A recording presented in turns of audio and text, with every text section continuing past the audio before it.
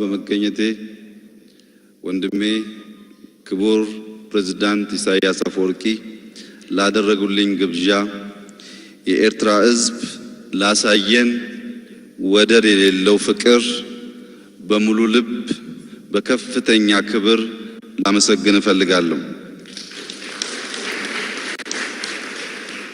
ዛሬ የኤርትራ ሕዝብ በተለይም የአስመራ ከተማ ሕዝብ ከዘመን አመጣሽ መሳሪያ ሚሳኤል ፍቅር ምን ያክል እንደሚበልጥ በተግባር አሳይቶናል። ሚሳኤል፣ ታንክ፣ ክላሽንኮቭ፣ ብሬን የሰው አካል መማረክ ይችላል። የሰው ልብ ግን መማረክ አይችልም። የሰው ልብ መማረክ የሚችለው ብዙ ወጪ የማይጠይቀው ራሻ መሄድ ቻይና መሄድ የማይጠይቀው በተፈጥሮ የተሰጠን ፍቅር ነው። ዛሬ በአስመራ ያየነው ፍቅር ለኛ ስንቅ ነው።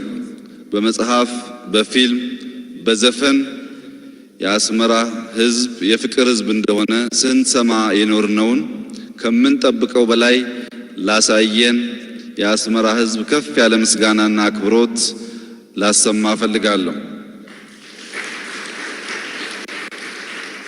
ከእንግዲህ በኋላ ለኢትዮጵያውያንና ለኤርትራውያን ጦርነት አይበጅም፣ አያስፈልግም።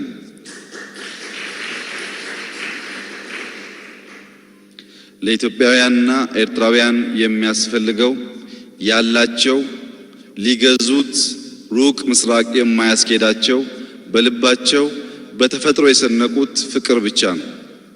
ፍቅር ካለ ይቅርታ ካለ የማንሻገረው ምንም ነገር እንደሌለ በተግባር አይተናል። ዛሬ የኤርትራ ሕዝብ ከ20 ዓመት በፊት ባጋጠመው ግጭት ሕይወታቸውን ላጡ አካላቸው ለጎደለ ኤርትራውያን የተሰማኝን ጥልቅ ሐዘን ለቤተሰቦቻቸው ማድረስ እፈልጋለሁ። ከእንግዲህ በኋላ ያንን ጦርነት አናወሳም።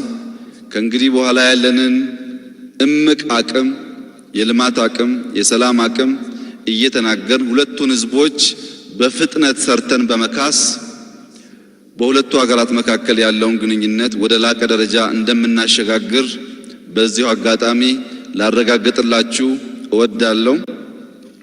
አልፎ አልፎ ኤርትራን በሚመለከት በተለያየ መድረክ ስናገር ከሰማችሁ ዛሬ ኦፊሻሊ ክቡር ፕሬዝዳንት ኢሳያስ የኤርትራ ውጭ ጉዳይ ሚኒስቴር ስራ እንድሰራ ስልጣን ስለሰጡኝ በየሄድኩበት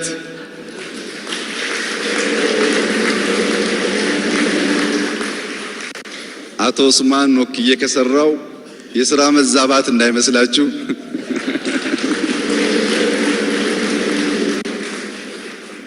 አሁን መልእክቴ እንደመር፣ ከተደመር ከሁሉ መላቅ እንችላለን።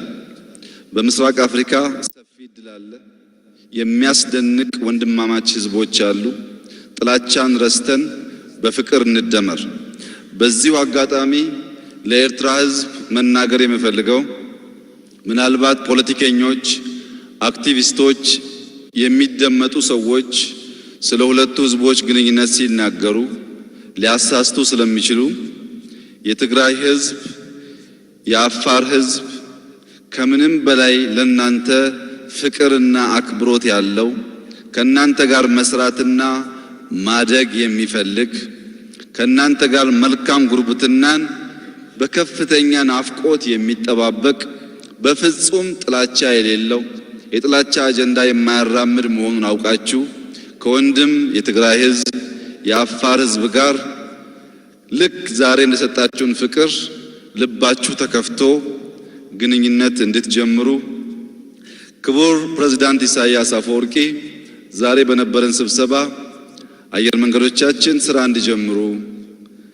ወደቦቻችን ስራ እንዲጀምሩ፣ ህዝቦቻችን እንዲቀያየሩ፣ ኤምባሲዎቻችን እንዲከፈቱ፣ እኛም ዊኬንድ እየመጣን በሁለተኛ ሀገራችን አስመራ ከቤተሰቦቻችን ጋር እንድንዝናና ኤርትራውያን እዛ መጥተው ቤተሰቦቻቸው እንዲጠይቁ የቀረውን ትናንሽ አጀንዳ በፍቅር ግንቡን አፍርሰን ድልድይ የሰራን እንደምንጨርሰው ተስማምተናል።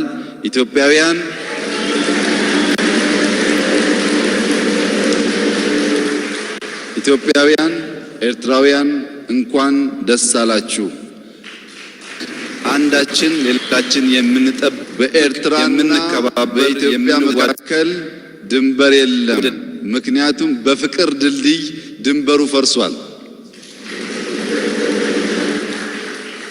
ይህንን ሰበብ አድርገን የምንጣላ ሳይሆን በፍቅር ድልድይ በጋራ የምንለማ የምናድግ አንዳችን ሌላችን የምንጠብቅ የምንከባበር የምንዋደድ ህዝቦች መሆናችንን ዳግም ላረጋግጥላችሁ ፈልጋለሁ። መላ ኢትዮጵያ ህዝብ ሰላምታ ፍቅር ልኮላችኋል።